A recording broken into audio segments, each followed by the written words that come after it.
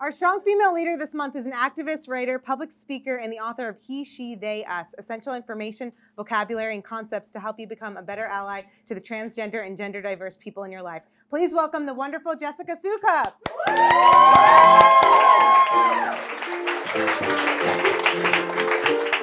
Thank you so much for joining us. Hi, I'm excited to be here. I'm excited to have you. So what inspired you to write He, She, They, Us? Because you wrote it a few years ago, right? Yeah, it was a couple of years ago, and I've been running, facilitating these trainings, supporting trans and gender diverse people in higher education at Texas State University.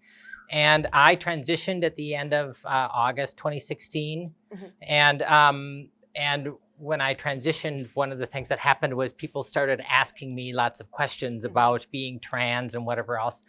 And when people come out and they transition, it takes people time to find themselves. And you're not always in a place to be answering constant questions. And so I wrote the book with the goal of providing a resource for people who want to be allies and want to be supportive, and but just need the information, and they want to be able to get it quickly. It's a short book; it's 70 pages, and so I had this vision of what my parents, my 70-some-year-old parents, would read and commit to, and it's available on Kindle. And so I thought that somebody comes out to their parents over Christmas, their parents now have a resource; they can just download it, chew through it in a couple hours. That's like an amazing, progressive way to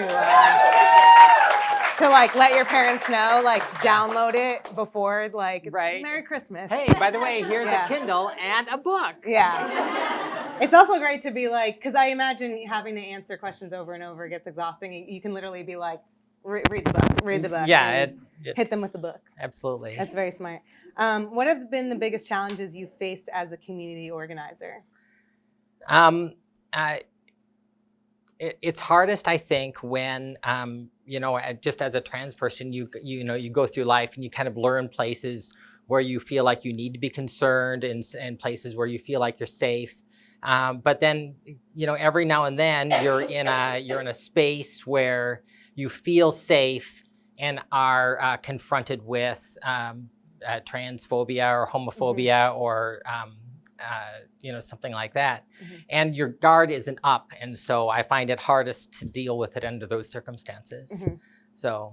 Yeah, it's ironic that Texas legislature thinks that they have an issue with feeling safe in bathrooms, right, with the existence of the trans population, while they're making the trans community on a daily basis feel so unsafe. So. Absolutely. Freaking idiots. Absolutely. Vote them out. Yeah. Can you please tell us about your work on the boards of Campus Pride as well as the Transgender Education Network of Texas? Because you do a lot of work with the university you work for and the Pride in the trans community and how those intersect. Yeah, so with the Transgender Education Network of Texas, we do a lot of education. We speak to school districts and to government, even Texas government agencies. And we go in and we do cultural competency training. I do training for businesses. Macmillan Learning, y'all remember your textbooks. A lot of them were Macmillan. The corporation had me in and I spoke to them, and they broadcast this LGBTQIA cultural competency training throughout the corporation. And then afterwards I had editors coming up to me saying, hey, I'm editing this book and I want to make sure that LGBTQIA people can see themselves in their education and in their book. What kind of resources can you offer me? And it's just so heartwarming to see that change, and it happens so quickly. Sometimes you're doing all this work and you just don't get any feedback, and so you do it in faith that you're making a difference. But this was a circumstance in particular where I saw the change right away. Yeah, that's amazing. Yeah, it's awesome. That's incredible. And that's pretty similar to, I think it was this year when they released the LGBTQIA friendly stock image library. They started offering, and they showed same-sex couples, trans people, because it's usually super heteronormative stock very much images. so. And it, I still periodically have people reach out to me looking for things like that. And I will say that that was a great step in the right direction. We need some more. Yeah. Yeah. Let's queer up all of our textbooks. That's what I want. support that. Can you share your experiences as co-chair of Queer Women in Leadership? Yeah. So I signed up to go to this women's empowerment seminar at ACC that was run by Queer Women in Leadership, and I was so impressed with the organization and the people and the program that they put on that when they asked me to come help them and work with them, then I leapt at it. And every year we put on we give out a scholarship to one queer identified woman for that goes to ACC, and and to raise money for that, we put on an event in Austin where we recognize queer women leaders, and the goal is to connect powerful queer women together and network and support them. That's incredible, especially like in Texas, where it's so needed to have that kind of representation. So who is a strong female leader in your own life? I think one of my biggest heroes is actually another person in Tent in the Transgender Education Network of Texas. Lauren Ferris is a trans woman who has been leading courses and things like I described before, and she's been doing it for decades in San Antonio. And the world for trans people has changed a lot, and while there are still a lot of challenges compared to what it was 20 years ago, it's night and day. I mean, 20 years ago, people would transition. They would plan their transition, and then they would disappear, and they would pop up in a completely different place as a new person, and do everything they could to hide who they were. And meanwhile, Lauren is out training people and school districts and making the world a better place for trans people. And so, a big hero of mine. I know ex-boyfriends who did that but weren't transitioning, so that is not okay. Can you tell us about the workshops you're facilitating as education chair for Alliance at Texas State University? Because I know a few you mentioned on your site, supporting transgender people in higher education. There's one about allies support and upstander, bystander intervention training. Yeah, so I mentioned the trans program before, and that's kind of where the content for the book came from. The LGBTQI allies training at Texas State University, it's been going on for quite some time. At this point, I facilitate all of them, and I usually have a rotating co-facilitator. The course is 4 hours long, and we cover some basic terminology and concepts about the LGBTQI community, and then we share the experiences of the community and build empathy for what the challenges the community faces, and then we spend the remainder of the time discussing what allyship looks like and how to be an ally, and how today we don't need casual allies who just decide not to hate us. We need people who are willing to put their privilege on the line and willing to stand up with us and challenge homophobia and transphobia. And so then that's the LGBTQIA allyship one. The other one is a upstander training. It's a bystander intervention training for.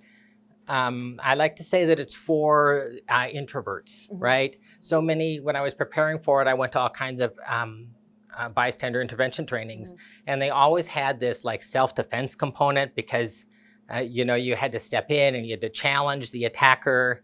But this upstander training was prepared by a couple of people who work at Safe Austin, and they developed this. It's a train the trainer model, so that everyone who goes to the presentation is now qualified to train it and teach the same information. It's very simple, And really the course itself lasts, I present the information in a half hour, and then we spend another hour talking about how to apply it in all of the lives of the people who are in attendance. And it's all based on supporting the person who is being attacked and making them feel part of the community and not ostracized, and and specifically ignoring the attacker. And by ignoring the attacker, you all of a sudden no one is listening to them, and it deflates the energy in their attacks. Meanwhile, the person who's being attacked is feeling supported and part of the community. And just an example that we often talk about in class is like a woman who is speaking Spanish in HEB. And so then it is being attacked for speaking Spanish in HEB. The solution, or what the upstander training teaches, is to approach the woman and start a conversation with her about something completely different. Hey, where'd you get that yogurt? I've been looking for that yogurt. And then leave together in search of the yogurt. And it redirects the whole interaction. And so, and I love it because it's supportive of all people from marginalized communities. Anybody who's being attacked or bullied can feel support from this. And so I just feel like it's so important today. Yeah, I think every business and company should have training like that. And do you have companies reach out? Is that sort of standard? I know you mentioned you worked with government agencies. Yeah, we have the companies reach out. I mentioned Macmillan Learning. I did a training for Mutual Mobile in Austin. I did a training for AMD, Advanced Micro Devices. AMD had a one employee who was transitioning, and they wanted to put on a training to make sure that their workplace was as supportive as possible.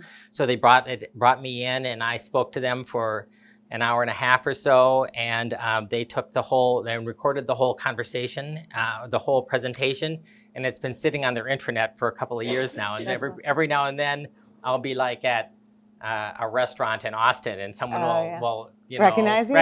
That's oh my gosh, I saw you on the intranet. Yeah, that's so funny. Do you test them on it? Are you like? I should quiz them. I should get. Really? Well, here you go. That's amazing. What do you hope to see for the future of trans rights here in Texas? We just need to get out in front of this and stop this circumstance where we're always defending off attacks. The whole bathroom legislation, and then this year it was, they tried to attach amendments to a whole bunch of other bills. One of the things that the Transgender Education Network of Texas is doing is we are collecting postcards. Excuse me. We're collecting postcards, and we're doing it today in anticipation of the next legislative session. And the specific goal of the postcards is to add transgender people to the hate crimes legislation and protections in Texas. Because right now, a trans person can be attacked, and the person who's attacking them can be shouting transphobic slurs and things like that. And as long as they don't say something that's homophobic or racist, then it's not a hate crime. So, and so I feel like it's low-hanging fruit. We just want hate crimes protection. Yeah.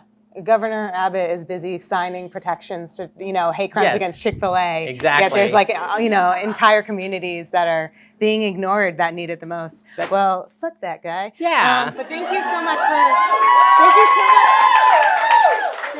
for joining us. And as tradition on the show, I go to Dollar Tree, not a sponsor, and get some gag gifts. But we also have our show poster in there, and they always have very problematic copywriting. This one says, "Every hour is happy hour." That's a problem. But thank you so much, Jessica, for joining us. Thank you.